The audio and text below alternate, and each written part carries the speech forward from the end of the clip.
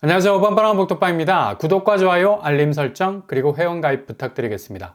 어제 국회에선 아주 중요한 결정 하나가 내려졌습니다. 바로 분양가 상한제 아파트에 대한 건인데요. 전국적으로 5만 가구가 직접적인 영향을 받는 사안이라 속도감 있게 통과가 된 것 같습니다. 바로 실거주 의무를 3년간 유예하는 주택법 개정안이 국토법안 소위를 통과를 했습니다. 이렇게 되면 당장 실거주 의무 때문에 입주가 현실적으로 힘들어하는 입주자들이 일단 한숨을 돌리게 됐는데요. 지난 화요일 이 부분은 이미 잠정 합의가 되어 있는 상태여서 공식적으로 통과되는 수순만 남아 있었던 거죠.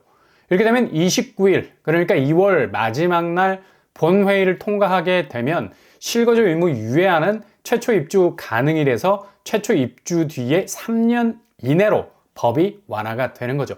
대표적인 수혜를 받는 곳이 바로 77개 단지 4만 9천 가구가 한숨을 돌리게 되는 건데, 경기도가 3만 1천 가구 정도로 가장 많은 파일을 차지하고 있고요. 인천이 9,700가구, 서울은 8천여 가구 정도 되겠습니다.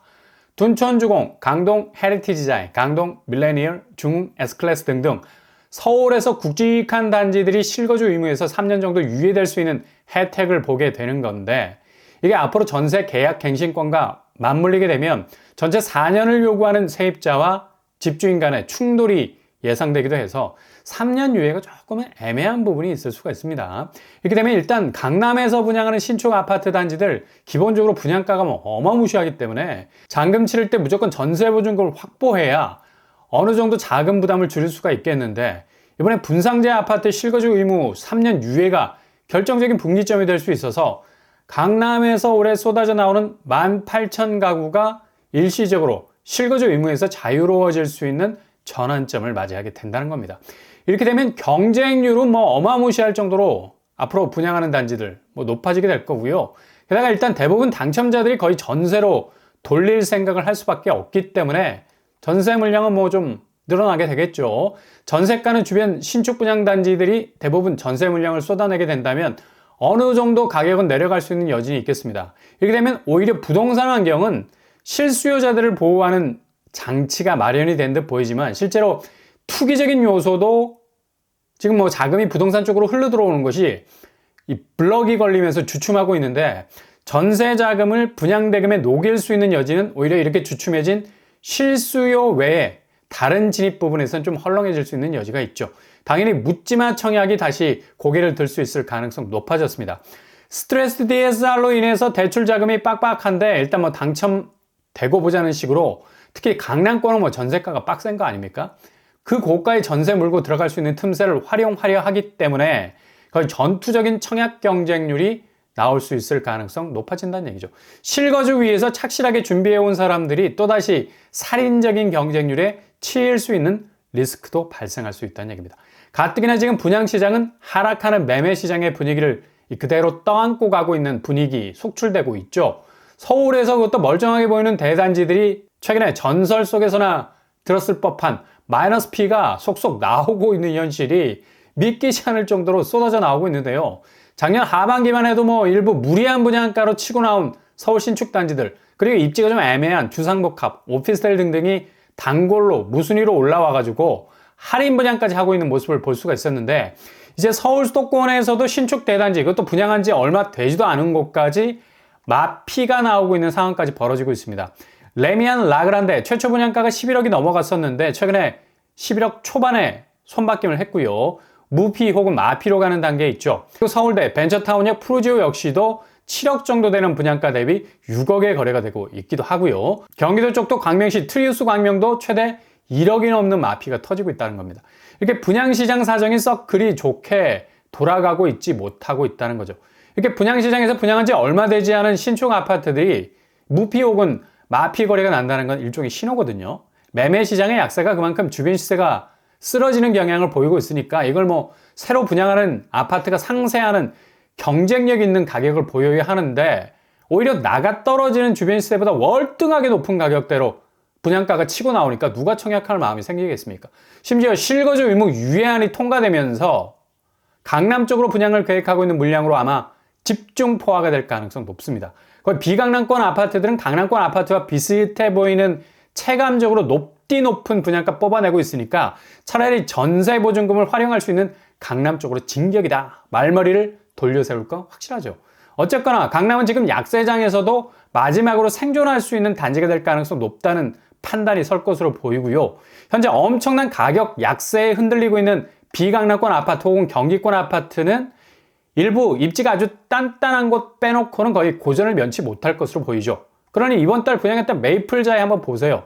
1순위에서 81가구 모집에 35,000명이 지원을 했습니다. 어마무시하죠. 강남 분양이 이 정도일까라는 생각이 번뜩 들 정도로 어마무시한 사람들이 구름대처럼 모여들었습니다. 경쟁률만 442대 1. 그러니 일단 분상제에 적용되지, 실거주의무 3년 피할 수 있지, 주구장창 여기에 땅을 팔 수밖에 없는 거예요. 그러니 앞으로 분양시장은 빈익빈 부익부 현상 뚜렷해질 전망입니다. 건설사들의 분양 성적이 그만큼 극과 극으로 갈 거란 얘기죠. 한마디로 되는 데는 되고 안 되는 데는 뭐 철저하게 외면당하는, 이건 뭐 호불호 정도가 아니죠. 그냥 아예 물과 기름처럼 전혀 섞이지 않는 수요 차별화 혹은 수요 집중화 현상 불러올 것 같습니다. 근데 걱정하지 않을 수 없는 건 이렇게 분양이 핀셋 지역에만 성황리에 이루어지게 되고 나머지 지역에서 초토화가 되어버린다면 지금 당장 현금이 돌아야 할 건설사 입장에선 난색에 빠질 수밖에 없는 거죠.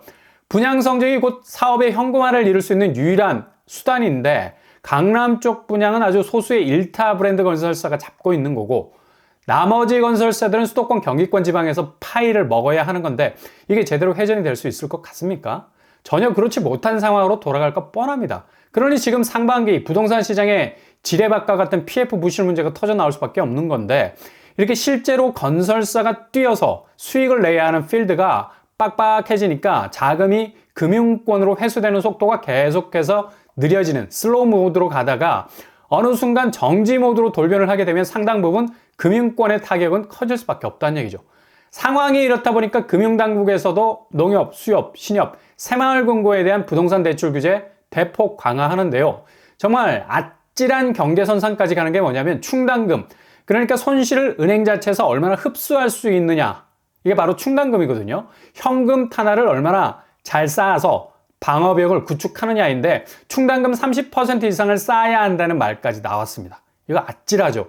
은행 입장에서 충당금이 30% 선까지 올라가면 거의 수익을 포기해야 될 정도로 은행 비상경영 체제로 돌아가는 건데 이렇게 되면 은행이 자금을 충당금으로 쌓느라고 일정 부분의 파이를 몰아넣어야 하기 때문에 이제 뭐 수익을 내기 위한 자금 운용이 상당 부분 브레이크가 걸릴 수밖에 없다는 얘기죠. 금융위원회가 어제 21일 농협, 신협, 수협, 상호금융조합의 건설, 부동산업 대출에 대한 대손 충당금 적립 비율을 올해 6월부터 10%씩 상향을 해서 2025년까지 기존보다 30% 많은 현금을 확보해야 하는 부담을 떠안게 됐습니다. 이게 지금 엄청난 드라이브 모드로 가는 건데 다름 아닌 연체율이 뭐 급격하게 불어나니까 부실화는 뭐 당연히 가속이 붙게 되고 상호금융업권의 PF 대출 연체율이 작년에 비해서 4%로 껑충 뛰게 됐습니다. 이렇게 부실이 커지게 되면 당연히 현금 여력이 없어지게 되죠. 은행으로선 빵꾸를 때워야 하는 건데 이거 뭐 자금이 자꾸 말라가 버리는 현상이 지속이 되니까 답이 없는 거예요. 그냥 자체 방어력 통해서 극복해야 외부 충격에 대비할 수 있는 건데 뭐 그러니 당연히 자체 충당금 비율 높일 수밖에 없는 거죠. 지금 부동산 PF 규모가 202조 정도에 이릅니다. 2010년 추정치 100조보다 2배가 더 늘었어. 그리고 중요한 건 이렇게 늘어난 부채 대비 자기 자본 비율, 그러니까 지 돈으로 사업을 하는 회사가 10% 남짓한 자기 자본 비율로 사업을 벌였던 거죠. 그냥 사업 자체가 빚더미라 보면 되는데 이게 부실로 터지지 않는 게 신기할 만큼 엄청난 레버리지 위기를 초래하고 있다는 얘기입니다. 지금 이렇게 갑자기 쓰러질 만한 건설사들 속출하고 금융권마저도 자금 위기에 봉착할 수 있는, 어찌 보면 지금까지 유지되어 온 것도 신기할 만큼의 열악한 자금 구조가 한 방에 빵 터질 수 있는 위기를 선제적으로 막기 위한 충당금 30% 쌓기는 비상적 조치인데 그만큼 지금 부동산 시장이 안 좋은 상황이라는 걸 단적으로 보여준다는 얘기죠.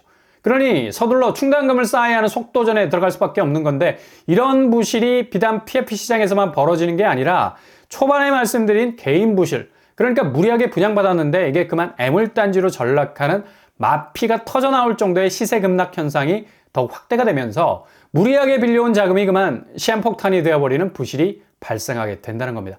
개인 디폴트, 이거 뭐 충당금을 쌓을 수 있는 선제적 조치도 없죠. 그냥 주변 시세에 나락가는 걸 바라볼 수밖에 없는 극악의 상황이 올 수밖에 없는 건데 시세가 떨어지는 자기 집처럼 무거운 팩트는 이 세상에 존재하지 않습니다. 그냥 서서히 침몰하는 배 안에 있는 느낌이 들거든요.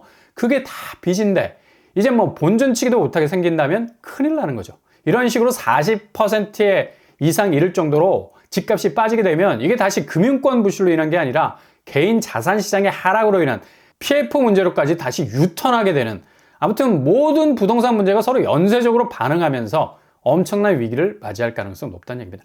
개인이 움직이든 기업이 움직이든 그게 헛발질되면 결국 금융권 부실로 가는 거고, 이게 전체 부채의 무서운 부메랑, 지금 한국 부동산이 마주하고 있는 위기입니다.